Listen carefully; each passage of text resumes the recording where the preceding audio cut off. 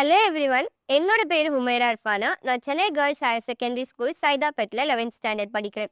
நான் இன்னைக்கு teach and pen அப்படின்ற ஒரு ப்ரோக்ராம்ல 3D பிரிண்டிங் அப்படின்ற ஒரு டெக்னாலஜி வச்சு குவாட்காப்டர் செஞ்ச அதோடைய ஃபுல் எக்ஸ்பிளனேஷனை தான் இப்போ தெளிவாக உங்களுக்கு சொல்ல போகிறேன்.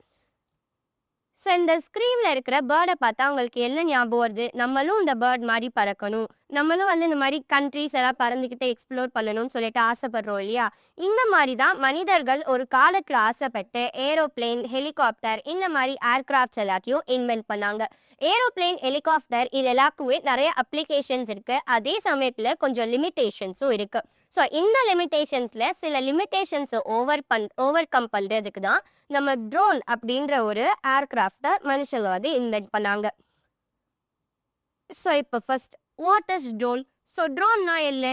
ஸோ ட்ரோன் அப்படின்றது வானத்தில் பறக்கக்கூடிய ஒரு வெஹிக்கிள். ஸோ இப்போ வானத்தில் பறக்கிற ஏரோப்ளேன், ஹெலிகாப்டர் இதெல்லாமுமே ஒரு ட்ரோன் ஆயிருமான்னு சொல்லி கேட்டால் கண்டிப்பாக கிடையாது. ஏன்னா ஒரு ஏரோப்ளேன், ஹெலிகாப்டர் அப்படின்னு சொல்லும்போது இதெல்லாம் டிரைவ் பண்ணுறதுக்கு ஒரு பைலட் இருப்பாங்க. ஆனால் ட்ரோன் அப்படின்றது ஒரு அன்மேன்டு ஏரியல் வெஹிக்கிள். ட்ரோனோட ஃபுல் ஃபார்ம் என்ன? Dynamic remotely operated navigation equipment. First quadcopter drone 1907 தான் இன்வென்ட் ஆச்சு. ஸோ அப்போ இது இப்படி தான் இருந்தது. ஸோ அப்புறமா டெக்னாலஜியோட ஹெல்ப்பால் இப்போ மாடர்னைஸ் ஆகி நம்மளோட குவாட்காப்டர் ட்ரோன் இந்த அளவு மாறி இருக்கு. ஸோ இப்போ ட்ரோன்னா இல்லைன்னு சொல்லி நம்ம தெரிஞ்சுக்கிட்டோம். இந்த ட்ரோனை நம்ம எதுக்கு யூஸ் பண்ணுறோன்னு சொல்லிட்டு தெரிஞ்சுக்கலாம். ஸோ ஃபர்ஸ்ட் ட்ரோன் அப்படின்றத மிலிட்ரி ஒரிஜின்ஸ்க்கு தான் நம்ம யூஸ் பண்ணோம். ஸோ ஃபார் எக்ஸாம்பிள் நம்மளோட சேஃப்டி அண்ட் டிஃபென்ஸ்க்காக யூஸ் பண்ணோம். ஸோ மனிதர்கள் போக முடியாத மூலைகள்லாம் இந்த ட்ரோனை வச்சு ஸ்பையாக அட்டாக் பண்ணுறதுக்கு நம்ம யூஸ் பண்ணோம். ஸோ அதுக்கப்புறமா நம்ம ஹியூமானிட்டேரியன் யூஸ்க்கு யூஸ் பண்ணுறோம். ஸோ ஃபார் எக்ஸாம்பிள் அக்ரிகல்ச்சரில் பெஸ்டிசைட்ஸை ஸ்ப்ரே பண்ணுறதுக்காகவும் அதே சமயத்தில் அது ஒரு ஃபீல்டு ஹெல்த்தை செக் பண்ணுறதுக்கும் நம்ம யூஸ் பண்ணுறோம். ஒரு டிசாஸ்டர் டைமில் மனுஷங்களை சர்ச் பண்ணி ரெஸ்கியூ பண்ணுறதுக்கும் இந்த ட்ரோன்ஸ் எல்லாம் நம்ம யூஸ் பண்ணுறோம். ஸோ அடுத்து கமர்ஷியல் யூஸ் தான். இப்போலாம் பெரிய பெரிய கம்பெனியான அமேசான் இந்த மாதிரி கம்பெனி கூட நம்ம வாங்கின பொருளை டெலிவர் பண்ணுறதுக்கு இல்லை ட்ரோன்ஸை வச்சு டெலிவர் பண்ணுறாங்க. ஸோ இப்போலாம் கமர்ஷியல் யூஸ்க்கு கூட ட்ரோன்ஸை யூஸ் பண்ணுறோம். இதுதான் நாங்கள் பண்ண 3D பிரிண்டட் ட்ரோன். ஸோ இந்த 3D பிரிண்டட் ட்ரோன் அப்படின்னு சொல்லும்போது யூஸ்வலாக பெரிய சைஸில் தான் இருக்கும். பட் நாங்கள் செஞ்சது ஒரு மினியேச்சர் வெர்ஷன் தான். ஸோ இது ஒரு குவாட்காப்டர் ட்ரோன். ஸோ இதுக்கிட்ட 4 ப்ரொப்பல்லர்ஸ் இருக்குது. அண்ட் நாங்கள் இதில் ஹரிவாண்டர் வியூவில் பார்க்குறதுக்கு ஒரு கேமராவும் அட்டாச் பண்ணியிருக்கோம். ஸோ எங்கள் ட்ரோன் அப்படின்றது ஒரு 2 ஃப்ளோர் ஹைட் அளவுக்குவே பறக்கும். ஸோ என்னோட ட்ரோன் 2 ஃப்ளோர் ஹைட் அளவுக்கு பறக்கவேனா அதில் எவ்வளோ உன்னிப்பான பிரின்சிபல் இருக்கும். ஸோ ஃபார் எக்ஸாம்பிள் இந்த ட்ரோனில் இருக்கக்கூடிய ப்ரொப்பெல்லரை நம்ம வீட்டில் ஓடக்கூடிய சீலிங் ஃபேனாக நீங்கள் கன்சிடர் பண்ணிக்கோங்க. ஸோ இப்போ இந்த ஃபேன் ஓடும்போது நமக்கு டவுன்வர்டாக ஒரு ஃபோர்ஸ் கிரியேட் ஆகும். ஸோ அந்த ஃபோர்ஸை தான் நம்ம த்ரஸ்ட் அப்படின்னு சொல்லிட்டு சொல்கிறோம்.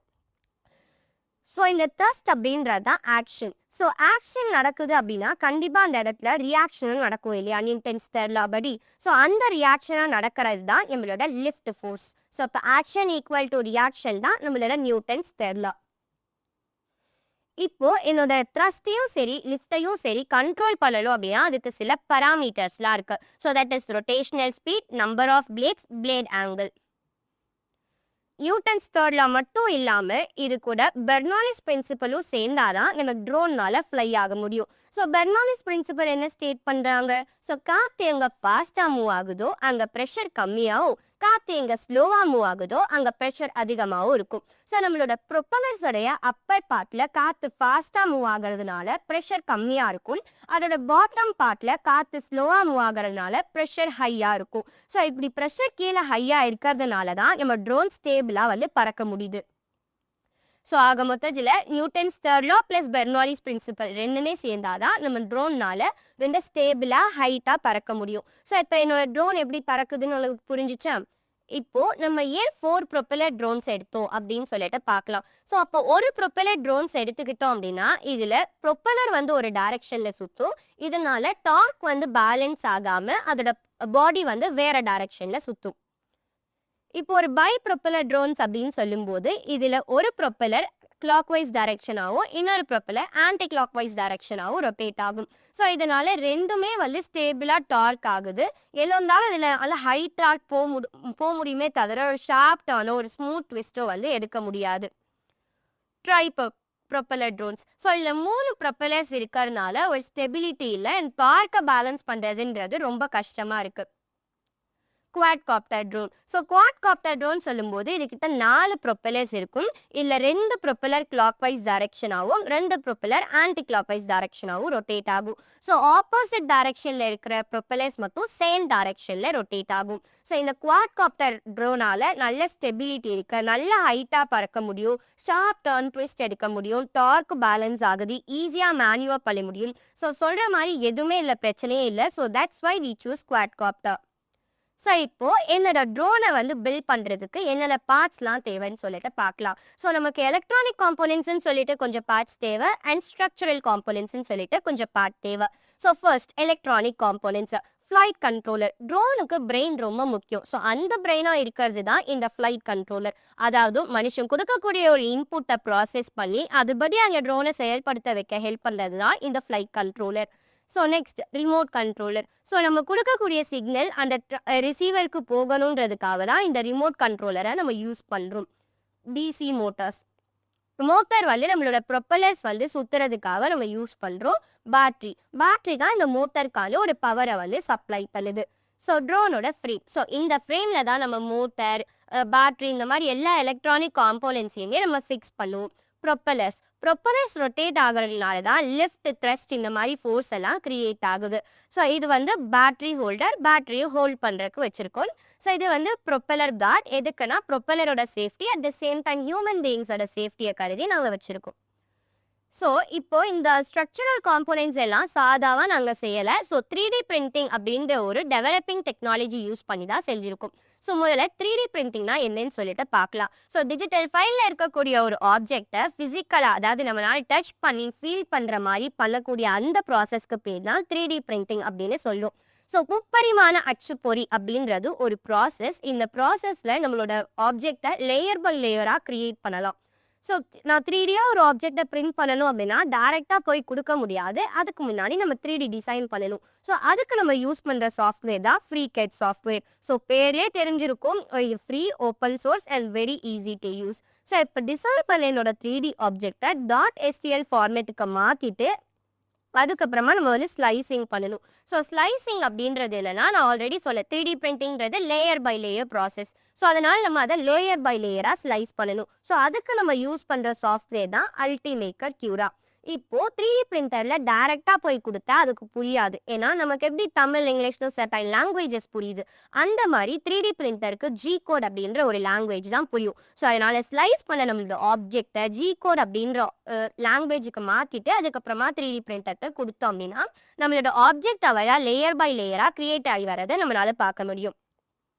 இப்போ என்னோட 3D பிரிண்டர் ட்ரோலை நான் எப்படி அசெம்பிள் பண்ணேன்னு சொல்லிட்டு பார்க்கலாம். ஸோ ஃபர்ஸ்ட் ஃப்ரேமில் நான் என்னுடைய ஃப்ளைட் கண்ட்ரோலரை செட் பண்ணுறேன். அதுக்கப்புறம் பேட்ரி ஹோல்டர் மேலே வச்சுட்டு அதுக்குள்ளே நம்ம பேட்டரியை இன்சர்ட் பண்ணுறோம். இப்போ 4 ப்ரொப்பலர் வேணும்னு சொல்ல இல்லையா, அந்த ப்ரொப்பலரை மோட்டரோட கனெக்ட் பண்ணி சேம்லேயும் நம்ம ஃபிக்ஸ் பண்ணுறோம். இதை வந்து கண்ட்ரோல் பண்ணுறதுக்கு ஒரு ரிமோட் கண்ட்ரோலையும் நம்ம எடுத்துக்கிறோம்.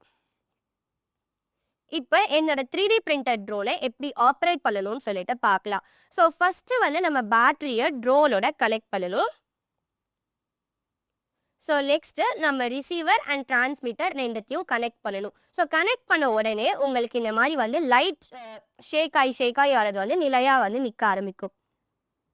நெக்ஸ்ட்டு நம்ம கனெக்ஷன்ஸை செக் பண்ணணும். ஸோ கனெக்ஷன் செக் பண்ணுறதுக்கு 2 சைடில் இருக்கக்கூடிய நாபையும் கீழே வழியாக வந்து வீடியோவில் காட்டுற மாதிரி இருக்கணும். நெக்ஸ்ட்டு இப்போ நம்ம ட்ரோனை லிஃப்ட் பண்ணணும். நம்ம ட்ரோனை லிஃப்ட் பண்ணணும் அப்படின்னா நம்மளோட ப்ரொப்பல்லர்ஸோட ஸ்பீடை இன்க்ரீஸ் பண்ணணும். இங்கே என்னோட லிஃப்ட் ஃபோர்ஸ் அப்படின்றது ட்ரோன் வெயிட்டை விட அதிகமாக இருக்கணும். ஸோ அப்போ நான் தான் என்னோட ட்ரோனை லிஃப்ட் பண்ண முடியும். இப்போ என்னோட ட்ரோனை லேண்ட் பண்ணணும்னா என்னோட ப்ரொப்பல்லர்ஸோட ஸ்பீடை நான் டிக்ரீஸ் பண்ணணும். என்னோட லிஃப்ட் ஃபோர்ஸ் அப்படின்றது என்னோட ட்ரோனோட வெயிட்டை விட கம்மியாக இருக்கணும். ஸோ அப்போ நான் தான் என்னோட ட்ரோனை வந்து சேஃபாக லேண்ட் பண்ண முடியும். ஸோ இப்போ இந்த ட்ரோனில் சில முக்கியமான டெமோ அண்ட் மூமெண்ட்ஸ்லாம் இருக்குது. So that is pitch, yeah and rule. So pitch அப்படின்றது என்னோட ட்ரோனை ஃபார்வர்ட் அண்ட் பேக்வர்டாக டில்ட் பண்ணக்கூடிய அந்த ப்ராசஸ் தான் பிட்ச் அப்படின்னு சொல்கிறோம். ஸோ யா அப்படின்றது என்னோட ட்ரோனை ரொட்டேட் பண்ணுறதா ஸ்பின் பண்ணக்கூடிய ஒரு ப்ராசஸ். ரோல் அப்படின்றது என்னோட ட்ரோனை லெஃப்ட் அண்ட் ரைட்டாக டர்ன் பண்ண வைக்கக்கூடிய ப்ராசஸை தான் நம்ம ரோல் அப்படின்னு சொல்கிறோம். ஸோ இப்போ 3D பிரிண்டிங் உடைய அட்வான்டேஜ் இல்லைன்னு சொல்லிட்டு பார்க்கலாம். ஸோ 3D பிரிண்டிங் அப்படின்ற ஒரு டெவலப்பிங் டெக்னாலஜியை நாங்கள் யூஸ் பண்ணனால எங்களோட ஃப்ரேம் ரொம்ப லைட் வெயிட்டாகவே கிடைச்சிருக்கு. அது மட்டும் இல்லாமல் நான் இனி எப்படி வேணாலும் என்னோட ஆப்ஜெக்டை வந்து இம்ப்ரூவைசேஷன் பண்ணிக்கலாம். ஸோ இதில் சேஃப்டி ப்ரொப்பலர் கார்ட்ஸும் வந்து நம்ம 3D பிரிண்டிங்கில் பிரிண்ட் பண்ணி நம்மளால் வைக்க முடியும். இன்னும் என்னென்ன இதில் ஃபர்தர் இம்ப்ரூவைசேஷன் பண்ணலான்னு சொல்லிட்டு பார்க்கலாம். ஸோ ஒரே டைப் ஆஃப் மெட்டீரியல் யூஸ் பண்ணாமல் டிபியூ இந்த மாதிரி ஃப்ளெக்சிபிள் மெட்டீரியல்ஸ் எல்லாம் நம்ம யூஸ் பண்ணலாம். ஸோ ஸ்க்ரூ வச்சு அசம்பிள் பண்ணாமல் ஒரு snap fit and screw free அசம்பிளியையும் நம்ம இந்த ட்ரோனில் வந்து இன்ட்ரடியூஸ் பண்ணலாம். ஸோ என்னுடைய ட்ரோன் கான்செப்டை நீங்கள் நல்லா புரிஞ்சிருப்பீங்கன்னு நினைக்கிறேன். ஸோ ட்ரோன் கான்செப்ட் அப்படின்றது நிறைய சயின்ஸ், ஃபிசிக்ஸ் அண்ட் ஏரோடைனமிக் கான்செப்டில் வந்து யூஸ் ஆகுது. இப்போ இங்கே ஒரு ஸ்க்ரீனில் இமேஜ் இருக்குது பார்த்தீங்களா? இந்த இமேஜ் வந்து நான் எங்கள் ட்ரோனில் வச்ச ஹரிசாண்டல் வியூ கேமரா வச்சு நான் எடுத்துக்கிட்ட இமேஜ் தான். So finally drones flying free capturing me. Thank you. So IIT Madras அப்படின்றது எல்லாருக்குமே கனவாக இருக்கக்கூடிய ஒரு இன்ஸ்டியூட் அப்படின்லாம் சொல்லணும். ஸோ அட்லீஸ்ட் வாழ்க்கையில் ஒரு வாட்டியாவது அதை விசிட் பண்ண மாட்டோமான்னு சொல்லிட்டு நம்ம எல்லாருமே நினைப்போம். ஸோ அப்படி எனக்கு கிடைச்ச ஒரு அரிய வாய்ப்பு தான் ஐஐடி மெட்ராஸ் டீச்சிங் ப்ரோக்ராமில் வந்து ஒரு லேர்னராக ஜாயின் பண்ணுறது. ஸோ இதில் ஃபர்ஸ்ட்டு வந்து எனக்கு ஒரு அக்கா என்னோட அண்ணாவை வந்து மென்டராக போட்டாங்க. ஸோ அவங்க 2 பேருக்குமே ரொம்ப தேங்க்யூ சொல்லணும். ஸோ ராவல் அண்ணா, லாவண்யா அக்கா 2 பேருமே அவங்களோட எவ்வளோ ஒர்க் இருந்தாலும் நம்ம செய்யக்கூடிய ஆக்டிவிட்டி வந்து பர்ஃபெக்டாக இருக்கணும்னு சொல்லிட்டு அவங்க அவ்வளோ டைமையும் எனக்காக டெடிகேட் பண்ணாங்க. ஸோ நாங்கள் வந்து ட்ரோன் செஞ்சோம். ஃபஸ்ட்டு என்னோட டிசைனை தான் செய்யும்போது இப்படி தான் இருந்தது. ஸோ இங்கே வந்து டீச்சிங் 10 ப்ரோக்ராமில் வந்து எனக்கு 3D பிரிண்டிங் அப்படின்ற ஒரு டெக்னாலஜி தான் சொல்லி தந்தாங்க.